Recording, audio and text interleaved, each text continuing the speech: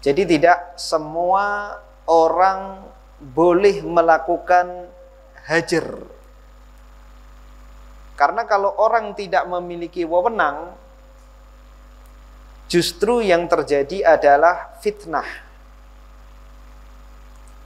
Karena tujuan hajar adalah untuk perbaikan. Seorang melakukan perbuatan maksiat, kemudian didiamkan agar dia berubah. Tentunya ini yang melakukan adalah orang yang berkuasa.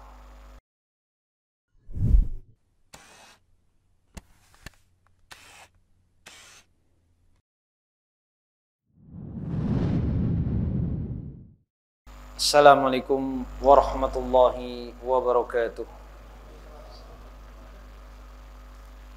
Alhamdulillah. Alhamdulillahilladzi hadana lihada wa ma kunna linahtadiya laula an hadanallah. Wa asyhadu an la ilaha illallah wahdahu la syarika lah. Wa asyhadu anna Muhammadan abduhu wa rasuluh. Ya ayyuhalladzina amanu taqullaha wa qulu qawlan sadida yuslih lakum a'malakum wa yaghfir lakum dhunubakum wa man yuti'illaha wa rasulahu faqad faza fawzan 'azima. Amma ba'd.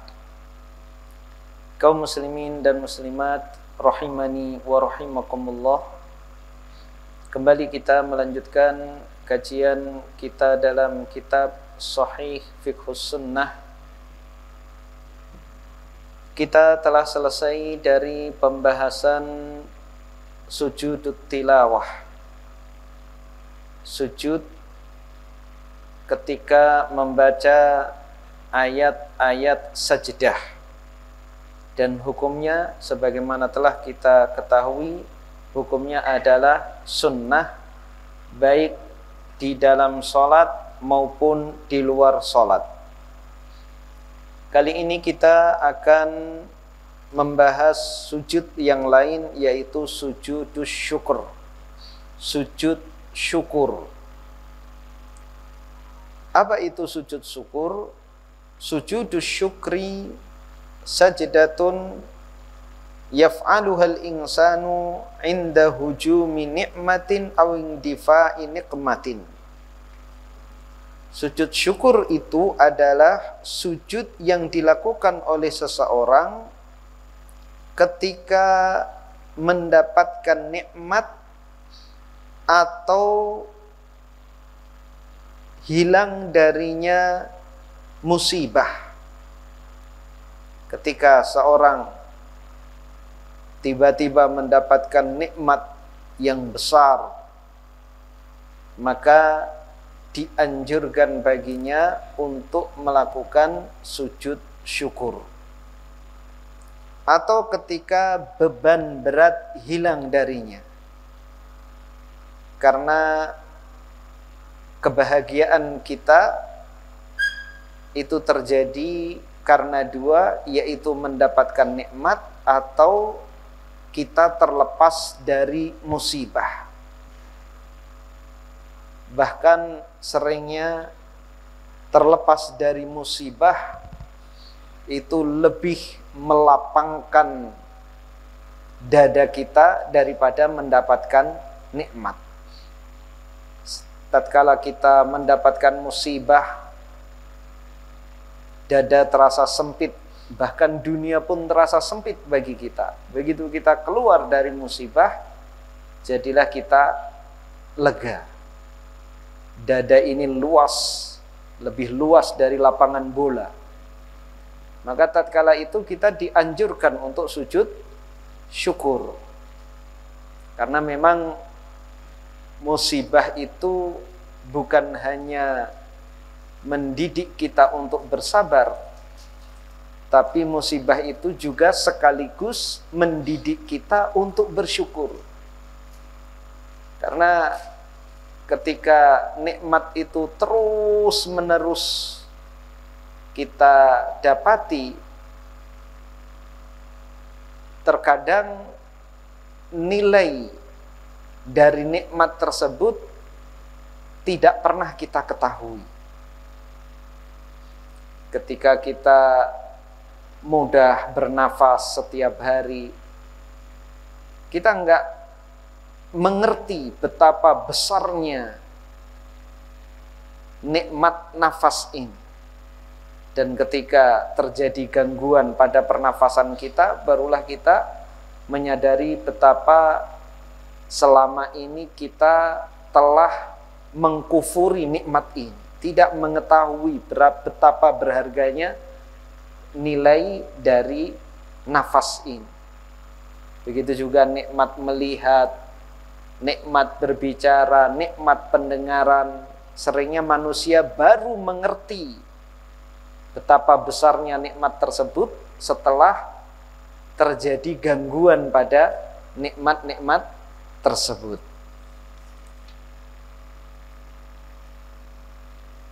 Masyru'iyatuhu, disyariatkannya sujud syukur ini berdasarkan thabata fi hadithi Ka'b bin Malikin At-Tawil, telah tetap di dalam hadis Ka'ab bin Malik, hadis yang panjang, annahu lamma ja'athul busyra bi taubatillahi alaihi sajad, bahwasanya tatkala datang kepadanya kabar gembira dengan ampunan Allah kepadanya, maka ia pun sujud. Kisahnya sangat panjang, ya secara ringkas, Ka'ab bin Malik ini adalah sahabat yang baik. Akan tetapi dia tergelincir karena taswif, menunda-nunda amal soleh. Tatkala itu Nabi SAW memperingatkan para sahabat agar mereka bersiap-siap untuk menghadapi musuh yang besar di tempat yang jauh, yaitu pada perang Tabuk. Dan tidak seperti peperangan-peperangan Nabi sebelumnya, kebiasaan Nabi SAW jika ingin memerangi sebuah kaum, sebuah kabilah, Nabi SAW mengisyaratkan kabilah yang lain. Tujuannya agar kabilah yang akan diserang tidak ada persiapan. Jadi Nabi seolah-olah ingin menyerang kabilah B misalnya, ternyata yang diserang kabilah A.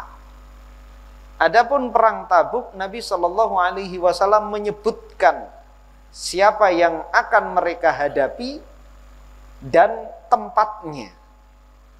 Karena Tabuk di zaman Nabi SAW merupakan peperangan yang paling jauh yang dilakukan oleh Nabi SAW, sehingga diperlukan kesiapan yang lebih. Ini agar para sahabat benar-benar melakukan persiapan. Ka'ab bin Malik pun sudah mempersiapkan hewan tunggangan terbaik, juga senjata yang baik. Artinya dia sudah siap. Sampailah ketika Nabi SAW mengumumkan keberangkatan untuk menuju Tabuk.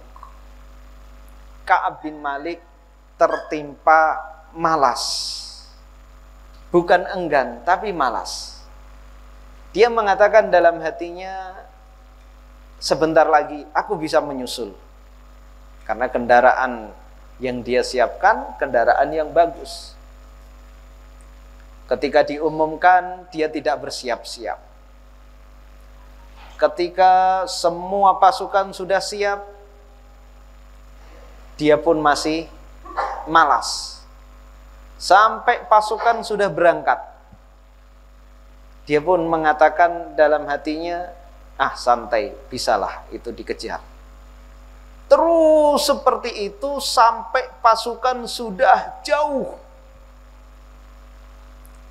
Sehingga yang tadinya kemalasan berubah menjadi keputusasaan. Bagaimana saya seorang diri bisa mengejar pasukan yang sudah jauh?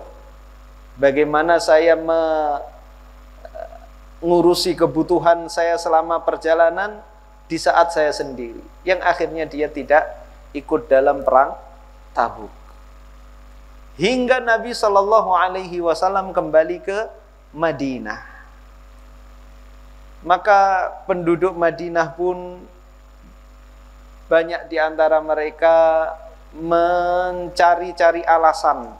Orang-orang yang tidak ikut serta dalam perang, yang kebanyakan mereka tentunya adalah orang-orang munafik, mereka mencari alasan di hadapan Nabi Shallallahu Alaihi Wasallam agar dimaafkan.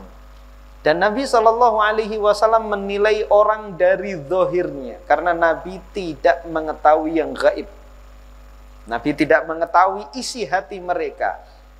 Nabi serahkan kepada Allah Subhanahu wa Ta'ala. Ka'ab bin Malik berpikir untuk berdusta.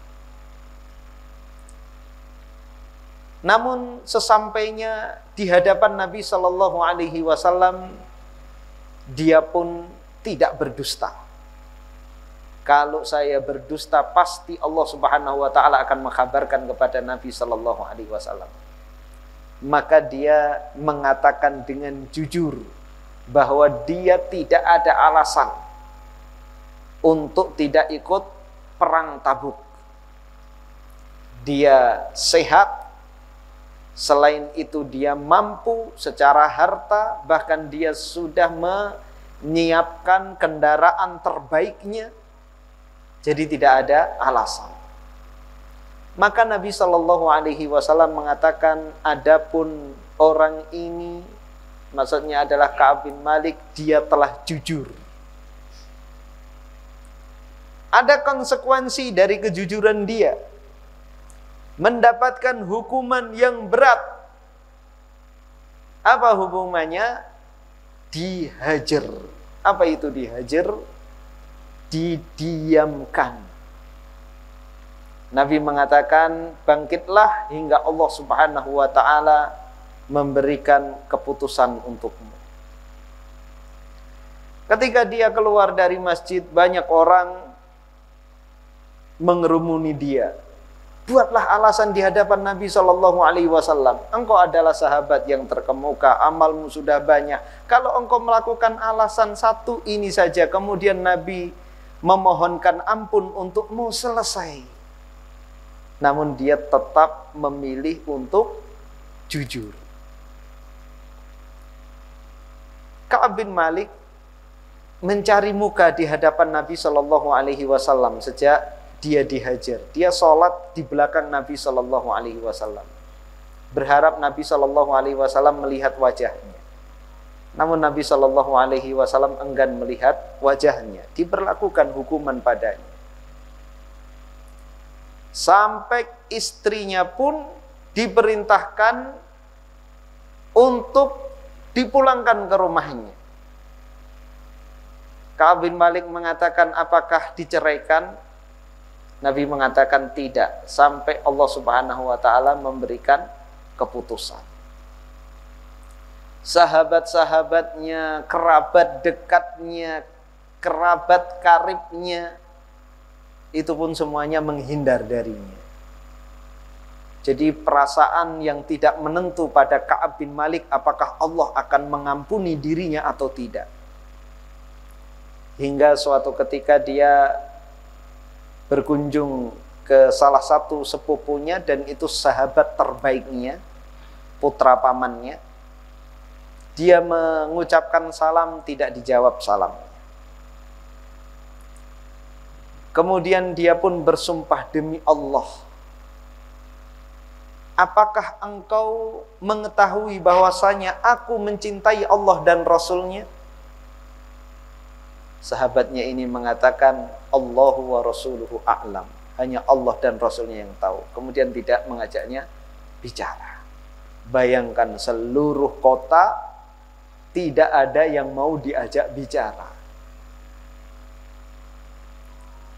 Kemudian di saat seperti itu datang surat dari Raja Ghassan, raja musyrik. Dia menulis surat, aku telah mengetahui apa yang dilakukan oleh sahabatmu terhadapmu. Artinya apa yang dilakukan oleh Nabi kepada Ka'ab bin Malik. Jika engkau menginginkan kemuliaan, maka pergilah ke negeri kami akan memuliakanmu. Jelas ini adalah godaan yang luar biasa. Maka surat itu dia sobek, dia masukkan ke dalam tungku, dibakar. Terus keadaan seperti itu hingga saat suatu ketika di pagi hari setelah sholat subuh, dia berada di atas loteng, dia duduk merenungi nasibnya. Kemudian ada orang yang berteriak mengkabarkan kabar gembira tentang diterima tobatnya. Dan banyak sahabat yang memberikan kabar gembira. Ada yang berlari dengan menunggang kuda, ada yang berteriak sehingga teriakannya itu lebih cepat daripada orang yang menunggang kuda. Dia pun langsung sujud syukur. Kemudian pakaian yang dia pakai itu diberikan kepada orang yang pertama kali memberikan kabar gembira kepadanya, dan dia meminjam pakaian saudaranya untuk menemui Nabi Shallallahu Alaihi Wasallam. Banyak pelajaran yang bisa kita ambil dari kisah Hajr Nabi Shallallahu Alaihi Wasallam. Jadi Hajr itu ada di dalam agama kita. Dan Hajr itu dilakukan oleh orang yang memiliki wewenang dan diberlakukan pada orang yang tepat. Jadi tidak semua orang boleh melakukan Hajr. Karena kalau orang tidak memiliki wewenang, justru yang terjadi adalah fitnah. Karena tujuan Hajr adalah untuk perbaikan. Seorang melakukan perbuatan maksiat, kemudian didiamkan agar dia berubah. Tentunya ini yang melakukan adalah orang yang berkuasa. Ayah kepada anaknya bisa akan memiliki efek. Pemerintah terhadap salah satu rakyatnya bisa akan memiliki efek. Tapi kalau antar sesama sepadan, maka justru yang terjadi adalah fitnah. Tidak akan ada efek. Apalagi orang yang kecil menghajar orang yang besar. Dampaknya lebih buruk lagi. Rakyat menghajar penguasa. Ya dicitak. Kemudian yang dihajar pun diharapkan perubahannya. Justru Nabi Shallallahu Alaihi Wasallam tidak melakukan hajar tersebut terhadap orang-orang munafik. Karena justru fitnahnya akan menjadi lebih besar. Dan beberapa momen Nabi Shallallahu Alaihi Wasallam memberlakukan hukuman yang berat terhadap sahabatnya, namun justru memudahkan orang-orang awam, bahkan orang-orang munafik. Kita lihat kesalahan yang dilakukan oleh orang Badui. Banyak kesalahannya di hadapan Nabi Shallallahu Alaihi Wasallam. Namun Nabi tetap bersikap lembut kepada mereka. Karena Nabi paham mereka adalah orang-orang bodoh. kalau dikerasi bukan bertambah baik, justru akan menebar fitnah. Hadis yang telah kita ketahui di antara kesalahan orang Badui apa? Kencing di dalam masjid. Semua sahabat menghardiknya, menghentikannya. Namun justru Nabi Shallallahu Alaihi Wasallam mencegah para sahabatnya. Da'u, biarkan dia. Biarkan selesai sampai puas tuntas kencingnya. Baru setelah selesai kencing, Nabi Shallallahu Alaihi Wasallam memerintahkan sahabat untuk membawa ember air, menyiramkan ke air kencing tersebut, barulah memanggil orang Badui tadi. Kemudian menjelaskan adab ketika di masjid. Sesungguhnya masjid ini dibangun bukan untuk ini, tapi dia dibangun untuk zikir kepada Allah Subhanahu wa Ta'ala. Melihat bagaimana sikap Nabi Shallallahu Alaihi Wasallam seperti ini, orang Badui ini begitu cinta kepada Nabi Shallallahu Alaihi Wasallam sampai dia berdoa, Allahumma arhamni wa Muhammadan wa la tarham ma'ana ahada. Ya Allah, rahmatilah aku dan Muhammad, dan jangan engkau rahmati selain aku dan Muhammad.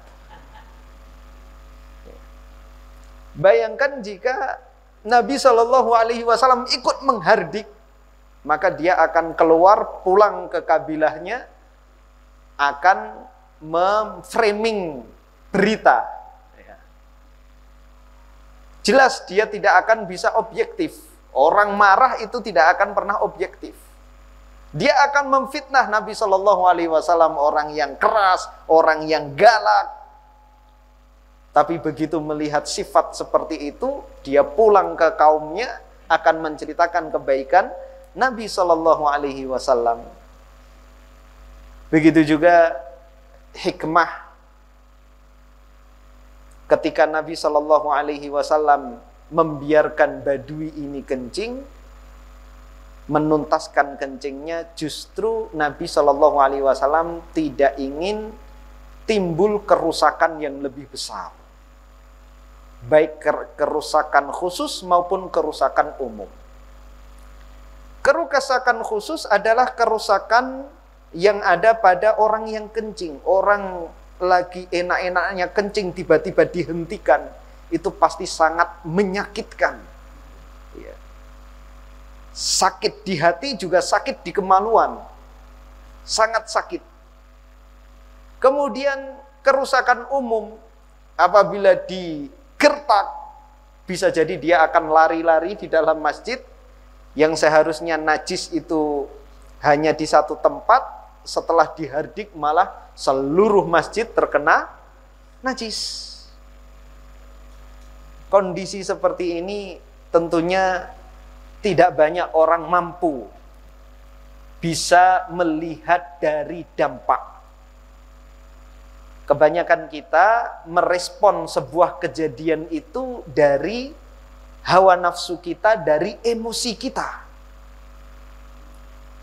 Jarang di antara kita ketika melihat suatu kejadian, mensikapinya adalah memandang jauh. Kalau saya bersikap seperti ini, apa nanti dampaknya? Maka hendaknya kita melatih diri.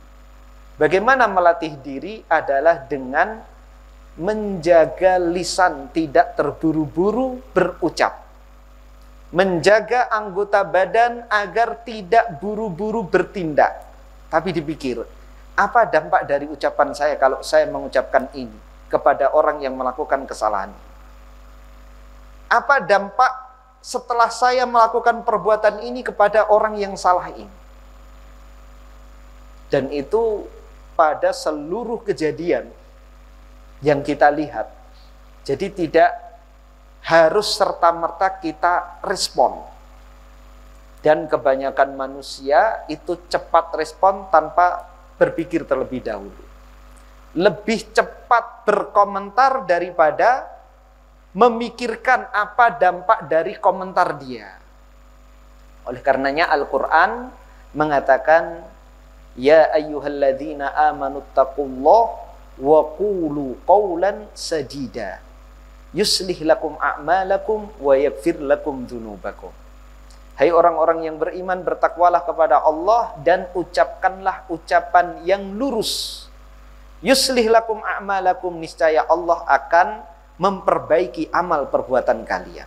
Jadi jaga lisan. Sekarang jaga jempol. Di media sosial jaga jempol. Jadi kita berpikir sebelum berucap, apa dampak dari ucapan saya ini. Begitu juga ketika kita melihat kasus di tengah keluarga kita, di masyarakat sekitar kita, hendaknya kita tahan diri terlebih dahulu. Memang kita tidak secepat apa yang dilakukan oleh Nabi Shallallahu Alaihi Wasallam. Nabi cepat dan bijak. Kalau kita cepat merusak, karena kita tahu bahwa kecepatan kita itu merusak, maka kita rem. Ya. Kita rem. Apa yang mestinya harus saya lakukan? Kalau belum ketemu, maka diam lebih baik daripada bergerak tapi merusak.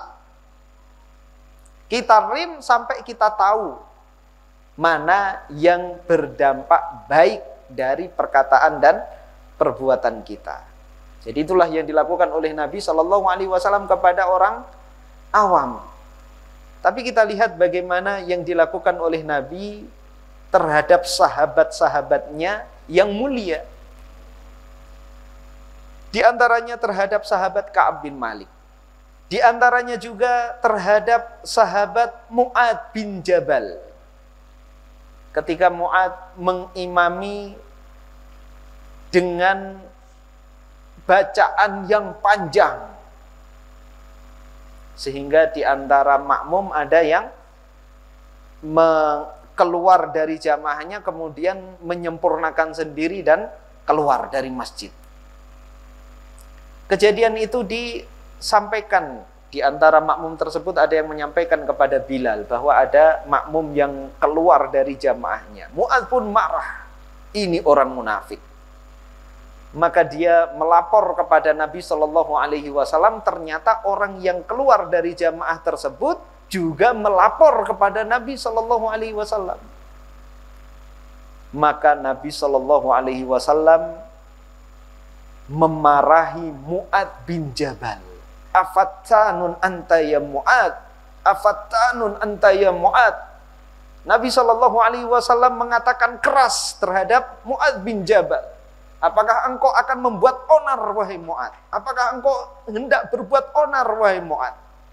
Sesungguhnya di belakangmu ada orang tua, orang lemah, orang musafir. Jika engkau mengimami suatu kaum, bacalah surat ini dan surat itu. Nabi Shallallahu Alaihi Wasallam menyebutkan surat-surat pertengahan dan surat-surat yang pendek.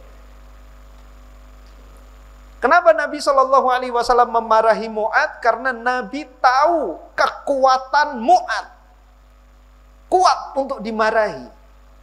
Dan ketika dimarahi bisa jadi baik.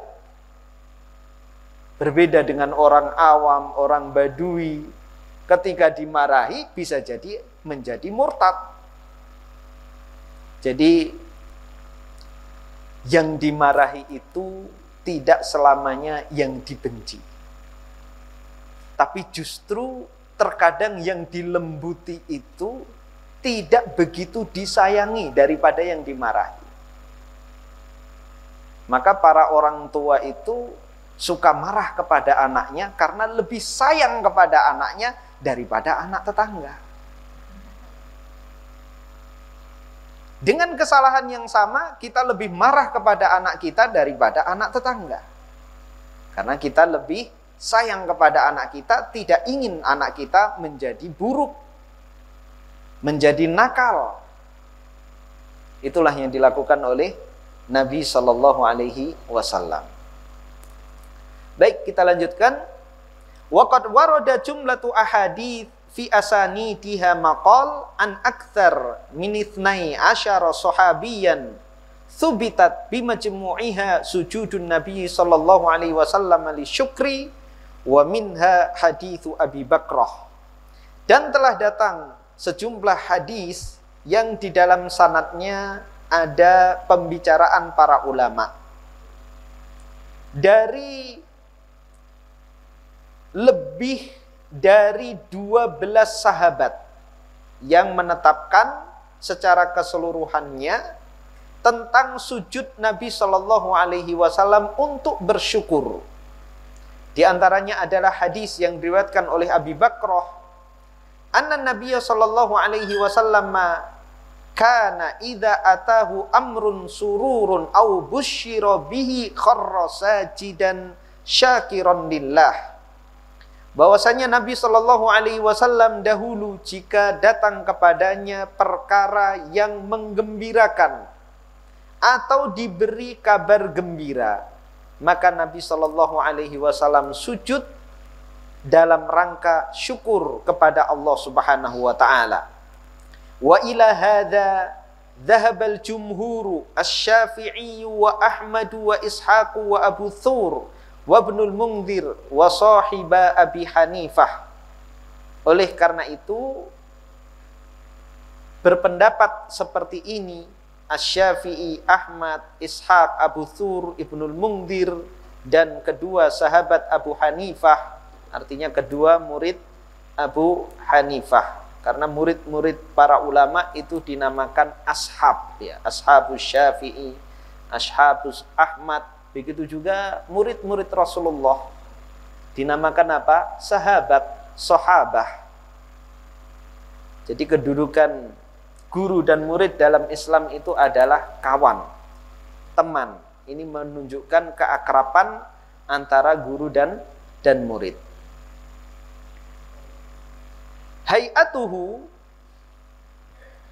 bentuk sujud tersebut atau cara sujud tersebut, kahayati sujudis sholati ala nahwi ma taqaddama fi sujudit tilawah. Modelnya seperti sujud ketika sholat, sebagaimana yang telah kita bahas. Begitu juga sujud tilawah sama, ya, dengan menempelkan 7 anggota sujud di lantai atau di tanah. Wajah terdiri dari dahi dan hidung, kemudian kedua telapak tangan, kedua lutut, dan jari jemari kaki dengan dihadapkan ke depan. Kemudian wala yushtaratu lahu taharatu wala istiqbalul qiblah li'annahu laisa bisalah wa innama yustahabbu dzalik. Tidak disyaratkan toharoh, sebagaimana tidak disyaratkan toharoh dan menghadap kiblat sebagaimana syarat di dalam sholat, karena dia bukanlah sholat, akan tetapi dianjurkan, disunnahkan. Jadi tidak mesti harus menghadap ke kiblat, boleh menghadap kemanapun. Kemudian juga tidak disyaratkan toharoh, meskipun dalam keadaan hadas, baik hadas besar maupun hadas kecil, boleh sujud syukur. Wala yukrahu fi awqatin nahi, tidak dimakruhkan di waktu-waktu terlarangnya sholat. Kama taqaddama fi sujudit tilawah, sebagaimana juga berlaku dalam sujud tilawah. 5 waktu dilarangnya kita mengerjakan sholat. Sering kita ulang agar tidak lupa. Setelah sholat subuh hingga terbit matahari. Ketika matahari terbit hingga setinggi tombak. Kalau zaman sekarang memakai jadwal sholat, ya, setelah jadwal syuruk, ya, hari-hari ini kira-kira syuruk itu jam 6.15, maka itu dilarang, waktu yang sangat terlarang, hingga setinggi tombak, ya, 15 atau 20 menit. Ya, cari aman 20 menit. Berarti 6.35. Baru kita boleh melakukan sholat duha. Kemudian di saat matahari berada di pertengahan. Yang keempat, setelah sholat asar hingga matahari terbenam. Kemudian yang kelima, di saat terbenam hingga benar-benar terbenam. Ketika matahari terbit dan ketika matahari tenggelam, itu waktu yang sangat dilarang kita melakukan sholat, karena tasyabuh dengan orang-orang musyrik yang menyembah matahari. Mereka menyembah matahari ketika matahari terbit dan di saat matahari terbenam. Adapun sujud syukur dan sujud tilawah ini tidak terlarang. Hal yushra'u sujudu syukri fis shalah? Apakah disyariatkan sujud syukur di saat sholat? La yushra', tidak disyariatkan. Dan ini yang membedakan antara sujud syukur dengan sujud tilawah. Yang lainnya sama persis. Dia tidak diharuskan toharoh, tapi dianjurkan untuk toharoh. Tidak diharuskan menghadap kiblat, tapi dianjurkan menghadap ke kiblat. Tidak ada waktu larangan, baik pada sholat sujud tilawah maupun sujud syukur. Yang membedakan adalah kalau sujud tilawah terjadi ketika sholat dan di luar sholat. Kapan seseorang membaca ayat sajdah, maka dia sujud, disyariatkan untuk sujud. Adapun sujud syukur justru tidak disyariatkan ketika sholat. Li'anna sababaha kharijun anis sholah, karena penyebabnya itu di luar sholat. Berbeda dengan sujud tilawah, penyebabnya bisa terjadi di dalam sholat. Fa'in sajada fis sholati batalat sholatuhu. Apabila dia sujud di saat sholat, justru sholatnya batal. Illa an yakuna jahilan aw nasiyan fala tabtul. Terkecuali jika dia jahil, tidak mengetahui hukumnya, atau lupa, maka tidak batal. Ya. Di saat dia sholat, tiba-tiba ada kabar gembira, lamaranmu diterima, langsung sujud, refleks. Jahil atau lupa, ya, refleks dia sujud. Tapi kalau sengaja, secara sadar, maka justru membatalkan sholat. Kama law zada fis sholati sajdata nisyanan wa bihadza sarraha Syafi'iyah wal Hanabilah. Sebagaimana seorang yang menambahkan di dalam sholat satu sujud, ya. Sujudnya 3 kali, justru sholatnya batal. Seorang menambah sujud. Sujudnya berapa kali kalau orang sholat setiap rakaat? 2 ditambah 3. Maka justru kalau sengaja itu membatalkan sholat. Kalau lupa, maka tidak mengapa. Sudah sujud, duduk di antara 2 sujud, sujud lagi, duduk lagi, lupa, sujud lagi, lupa, maka tidak mengapa. Tapi kalau sengaja, duduk sujud, justru akan membatalkan sholat. Begitu juga orang yang menambah sujud syukur ketika dia mengerjakan sholat. Wa bihadza sarraha asy-Syafi'iyyatu wal Hanabilatu. Dan dengan ini, dengan pendapat ini, jelas-jelas terang-terangan para ulama dari madhab Syafi'i dan madhab Hambali menyatakan batalnya sholat tersebut. Wa indal Hanabilati qaulun bi annahu la ba'sa bihi fis shalah wa huwa dha'if wallahu a'lam. Dan ada satu pendapat dari ulama Hanabilah, dari ulama madhab Hambali, yang masyhur dari madhab Hambali bahwa sujud syukur dilakukan di saat sholat itu batal. Namun ada satu pendapat yang mengatakan tidak mengapa, namun pendapat ini adalah pendapat yang lemah. Wallahu a'lam. Kita lanjutkan, berikutnya adalah sujudus sahwi. Ta'rifuhu, definisinya, as-sahwu lugatan nisyanu syai'i wal ghaflatu anhu. Sahwu secara bahasa adalah lupa terhadap sesuatu. Wa dhahabul qalbi anhu ila ghairihi, dan perginya hati pada selainnya. Ketika hati kita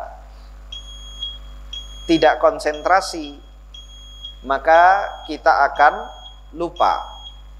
Wa sujudus sahwi istilahan huwa ma yakunu fi akhiris salati aw ba'daha li jabri khalalin bitarki ma'murin bihi aw fi'li ba'di manhiyin anhu duna ta'ammudin.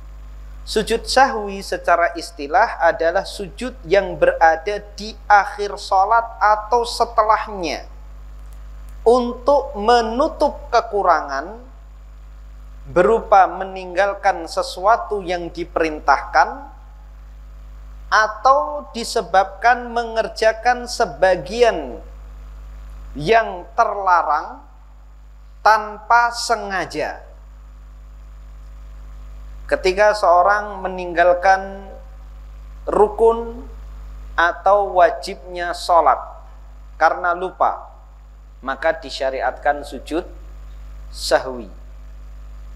Atau melakukan sebagian hal-hal yang dilarang di dalam sholat tanpa sengaja. Tanpa sengaja. Berbicara di dalam sholat itu dilarang. Tapi bisa jadi seorang tidak sengaja karena latah. Terjadi sesuatu di sampingnya, ya. Anaknya nginjek kacamata, ya. Refleks dia mengucapkan ucapan yang biasa dia ucapkan di luar sholat. Maka hal seperti ini dianjurkan baginya untuk sujud sahwi. Masyru'iyatuhu, dasar disyariatkannya, ittafaqatil madzahibu ala masyru'iyyati sujudi sahwi liman waqa'a lahu fis salati ma jara minan nabiy sallallahu alaihi wasallam au nahwihi ala wajhi sahwi. Para ulama madhab telah bersepakat akan disyariatkannya sujud sahwi bagi orang yang terjadi padanya di dalam sholat apa yang terjadi pada Nabi Shallallahu Alaihi Wasallam atau yang semisalnya karena lupa. Karena ini juga pernah terjadi pada Nabi Shallallahu Alaihi Wasallam.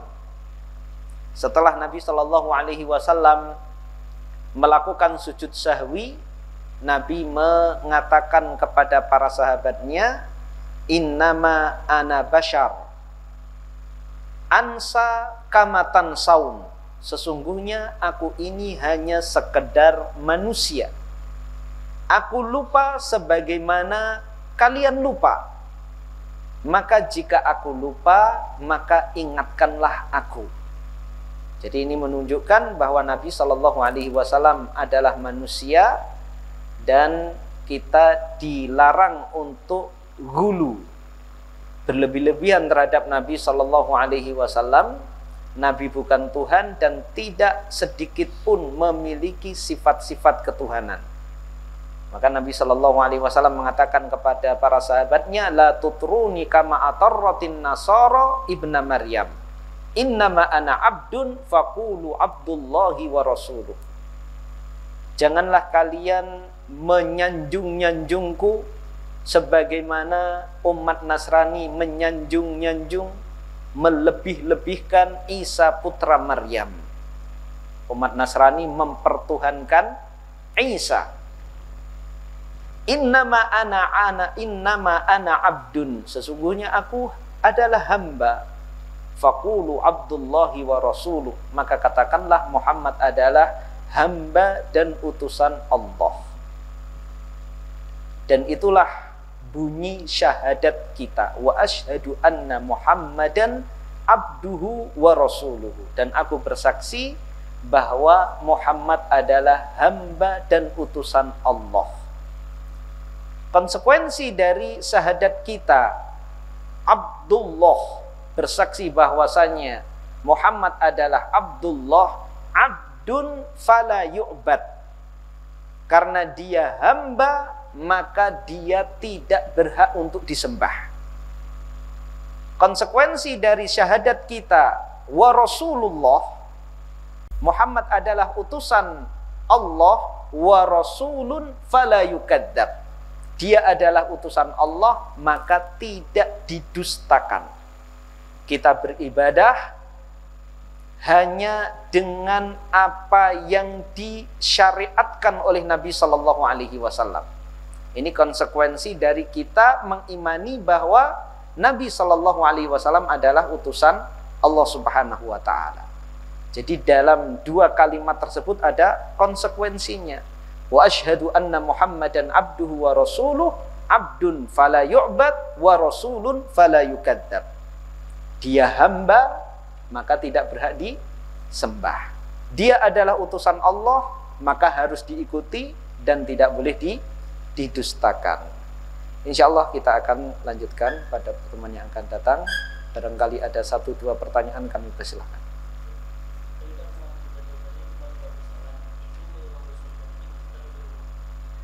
Mengimami salat apa itu? Di kaum di luar, bukan di dalam rumah. Iya. Banyak masjid. Ya, di zaman Nabi Shallallahu Alaihi Wasallam pun sudah ada masjid Nabi Shallallahu Alaihi Wasallam, Masjid Nabawi, Masjid Quba, kemudian Masjid Qiblatain, itu sudah ada di zaman Nabi Shallallahu Alaihi Wasallam.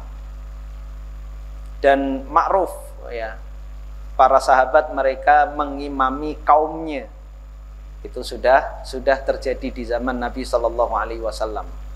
Karena kalau satu masjid pun jaraknya itu jauh, apalagi zaman dahulu belum ada mobil, ya, dari Qiblatain atau dari Quba ke Masjid Nabawi, ya, pakai onta pun lama, apalagi jalan kaki.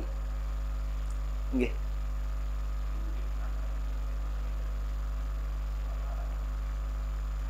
Larangan waktu sholat ini.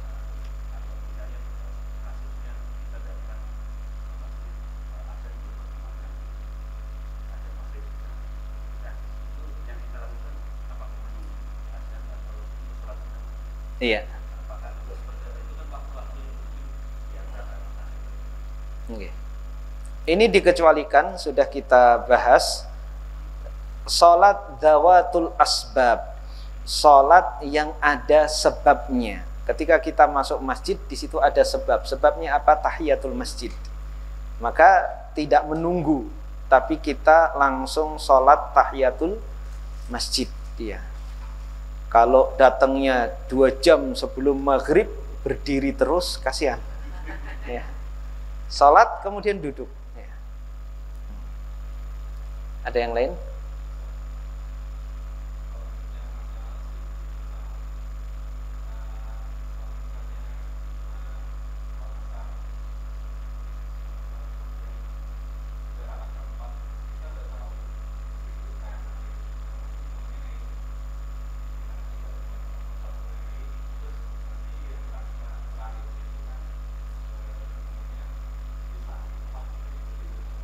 Iya, kita mengikuti imam.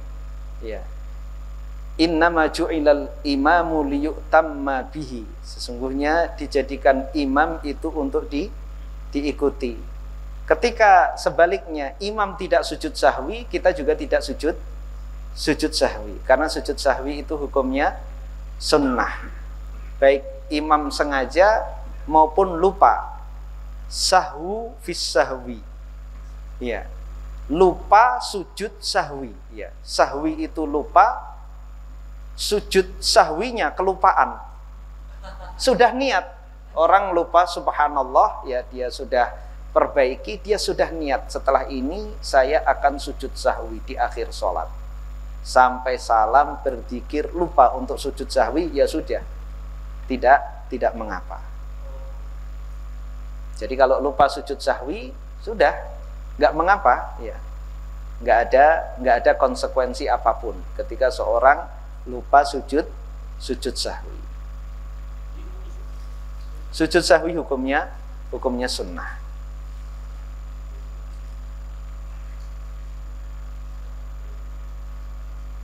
Taib, kita cukupkan sampai di sini. Insyaallah kita akan lanjutkan pada pertemuan yang akan datang. Kita tutup dengan doa kafaratul majelis. Subhanakallahumma hamdika asyhadu an la ilaha illa anta astaghfiruka wa atubu ilaik. Assalamualaikum warahmatullahi wabarakatuh. Terima kasih. Jazakumullah khairan wa barakallahu fikum. Video ini dibuat atas partisipasi dari donasi Anda. Semoga menjadi amal jariah bagi Anda semuanya.